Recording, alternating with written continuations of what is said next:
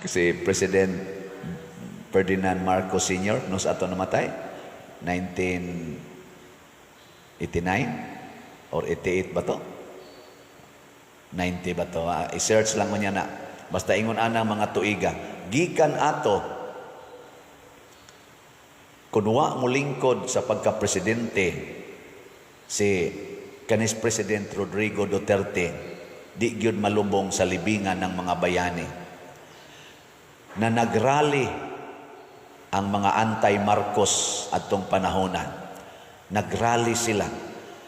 Gi-overridan ni President Duterte kay matod pa niya, di mo maluoy, presidente nis Pilipinas, musugot mo sa dili, presidente nis Pilipinas, nahimo sa ning sundaos Pilipinas, nganong di man nato ilubong diha sa libingan ng bayani, gipalubong yun niya, og naa na ron, gilubong na diha, tungod na kay naluoy si President Rodrigo Duterte, sawa malubong, nga gitawag nato og one of our leaders in the country. Sundao o presidente. Di man na ikalimod, matod pa ni President Rodrigo Duterte. Naluoy siya. Hinaot unta makadawat sad siya sa susamang kaluoy, gikan aning pamilya nga iyang gikaluyan. Di ba? Kay ang sukdanan nga inyong gigamit sa uban, mausad ang sukdanan nga gamiton nila nganha kaninyo. Muna magbantay kita ani. Kaysa dihan ang mga Israelita wala nay kaluoy sa ubang mga tao. Ilan ang gipangpatay ang ilang mga kaaway, ilan ang gipangbugal-bugalan ang mga labing ubos. Bisan ang Ginoo nagsugo nila sa pag-atiman sa labing ubos, wa na nila paminawa. Nalusno gyud ang nasod sa Israel. Muna kamong nagpakita sa kaluoy nganhi aning pamilya nila ni President Rodrigo Duterte, congratulations. Makadawat sa taog kaluoy gikan sa Ginoo. Apan kamong nagsigig condemn pagbantay kay gisaad nas Ginoo og dili na niya pakyason.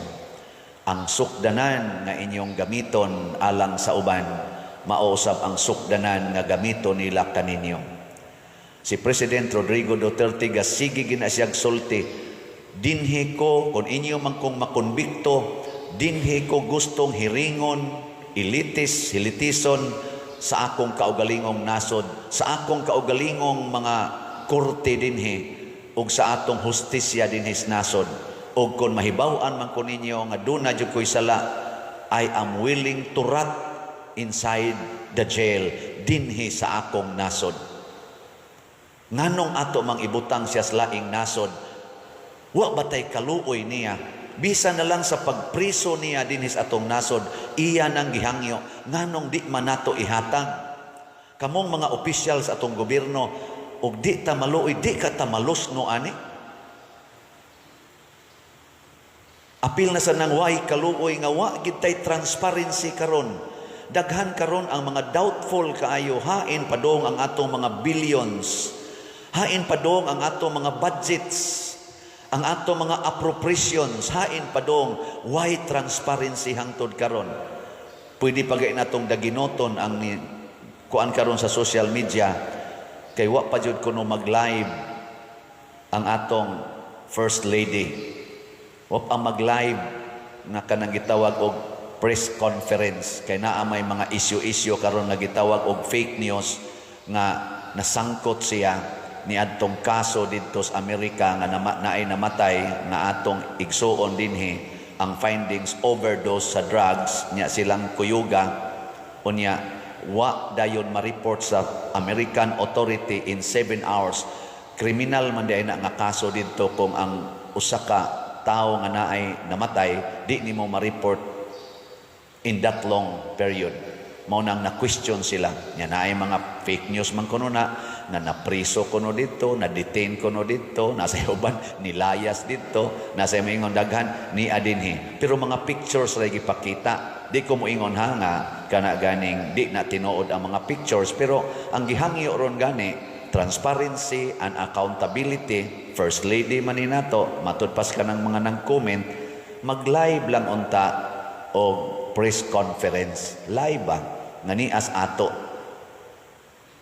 Ug daghan pang mga gipanghangyo sa atong katawhan. Munang niingon diri, bulahan kamong manghatag, kay kamo usab makadawat. Unsa man gipangayo nato sa kinabag-an nga Pilipinos, ibalik diri si President Duterte. Ari nato i-detain.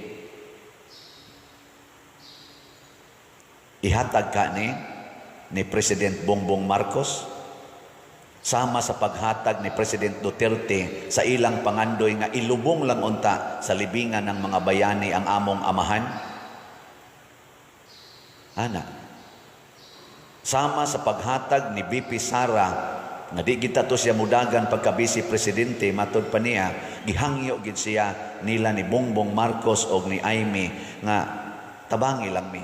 Partner mi gani murag nasuko pa gani adtos President Duterte nga ug mudagan kapag Vice Presidente, may pagmudagan na lang kapag ka Presidente, pero naluoy si BP Sara ngadto sa hangyo ni Bongbong Marcos og ni Aimee kuno motong ni partner siya pagka Vice Presidente niya. Karon impeachment ang iyang nadawat gikan sa Congress.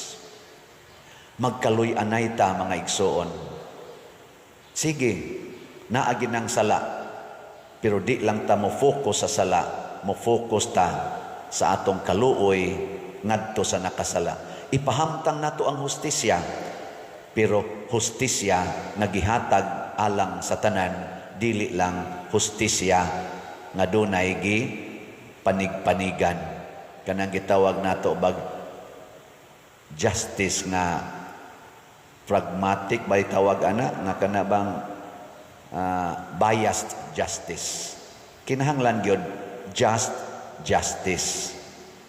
Mao na ato ning ipangandoy personal ug nasyonal nga level sa atong kinabuhi, atong ihangyo sa Ginoo. Ginoo pasaylo ami sa among mga sala.